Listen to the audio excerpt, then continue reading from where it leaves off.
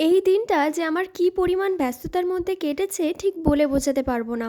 দিনটা ছিল 12 ডিসেম্বর এবং এই দিনে আমার টোটাল 3টে কেকের অর্ডার ছিল। তো হাই, আমি শ্রেয়া নিয়ে চলে এসেছি আবারও তোমাদের সাথে একটা কেকের ডেকোরেশন শেয়ার করতে। সবার শেষে এই কেকের অর্ডারটা আমি পাই এবং সেই টাইমটা ছিল রাত 12টা নাগাদ। আমাকে একটা দিদিভাই মেসেজ করে বলে যে আমার একটা এগলেস চকলেট কেক লাগবে। প্রথমে অর্ডারটা কনফার্ম করেও আমি পরে ভাবি যে অর্ডারটা আমি ঠিকঠাক টাইম মতো হয়তো ডেলিভারি করতে পারবো কিনা। ভীষণই টেনশনে ছিলাম, কারণ অলরেডি আমার কাছে দুটো অর্ডার আগে থেকেই ছিল এবং সেই অর্ডারগুলো কমপ্লিট করার পর এই কেকটা আমি সময় মতো ডেলিভারি করতে পারবো কিনা সেটা নিয়ে একটা টেনশনে তো ছিলামই। সাথে আরো দুটো কেকের ডেকোরেশন যেহেতু বাকি ছিল সেটা নিয়েও একটু চিন্তাতেই ছিলাম। যদি তোমাদের মনে হয় কেকটা সিম্পলের মধ্যে খুব সুন্দর হয়েছে তাহলে একটা পিঙ্ক হার্ট অবশ্যই কমেন্ট করে যেও। দিদিটা শুধু আমাকে বলেছিল যে একটা মেয়ের বার্থডে, তুমি একটা কিউট দেখতে কেক আমাকে করে দিও, এবং আমার মাথায় যেটা এসেছে আমি সেটাই করে দিয়েছি।